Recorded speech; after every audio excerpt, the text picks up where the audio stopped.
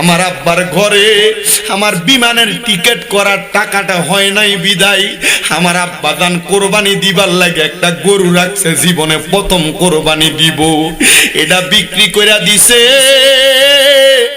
আমি যখন বিমানবন্দর থেকে রওনা করছি হুজুর, আমার আব্বা জানলে কইছে আব্বা আপনার কোরবানের গরুটাও দি বিক্রি করে দিতেন।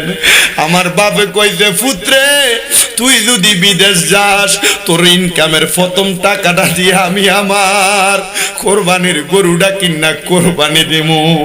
হুজুর আমি বিদেশ যাওয়ার পরে 22 দিন ডিউটি করার পর কুয়েত থেকে আমার মালিক আমার 1,20,000 টাকা বেতন দিতে বাংলা।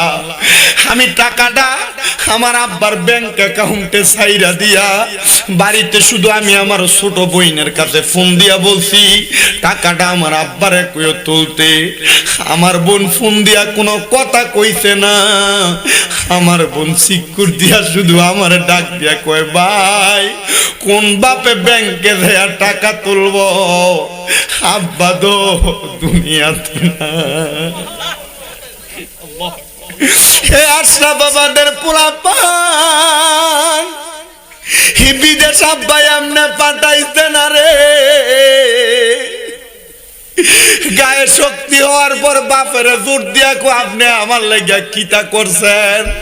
আরে এই বাপে তোমার লাগা কি করত, নিজের শরীরের সুন্দর চামড়া জুইল্লা গেছে, খেতে কাম করতে করতে মাজা বেঁকা হয়ে গেছে, খেতে রোয়া লাগাইতে লাগাইতে আব্বা রাত্রে বালা কইরা ঘুমাইতে পারে না, রোদের ভিতরে কাম করতে করতে আব্বার বায়ু ছড়া হয়ে গেছে। হায় রে যাদের আব্বা আম্মা কবরে আল্লাহর কাছে শুধু দোয়া করবা আল্লাহ যেন আজকে আশরাফ বাবাদের এই মাহফিলের উসিলায় আব্বা আম্মার মাফ করে দেয়।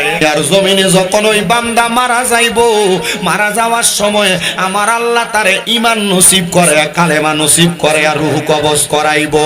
কিন্তু এই এলাকার কত মানুষ মারা যায়, মারা যাওয়ার সময় বিছানাতে প্রস্রাব পায়খানা করে দেয়, কত মানুষ মারা যায়, মারা যাওয়ার সময় নাকে মুখে দিয়া রক্ত ছাইরা দেয়, কত মানুষ মারা যায় জিহ্বায় কামড় দিয়া মইরা যায়, কত মানুষ মারা যায়, মারা যাওয়ার সময় চোখগুলা উল্টায়া দেয়। ভাইও আমার গভীর মনোযোগ দিয়া আলোচনা শ্রবণ করার চেষ্টা করবেন। এই দুনিয়ার জমিনের মধ্যে থাইকা যদি এমন ভাবে মারা যায়, এই মরণটা ঈমানের সাথে মরণ হয় না। যদি ঈমানের সাথে মরণ পাইতে চাও আমার আল্লাহর কোরআনের সাথে সম্পর্ক লাগাও। কিন্তু বর্তমান সমাজের ভাইয়েরা, বর্তমান সমাজের বাবারা তাদের সন্তানকে কিন্ডারগার্টেনে পড়াবে, ইংলিশ মিডিয়ামে পড়াবে, কিন্তু আল্লাহ তাআলার কোরআন শিখানোর জন্য আগ্রহ প্রকাশ করে না। মনে রাখবারে বাঞ্ছারামপুর এলাকার আশরাফাবাদ এলাকা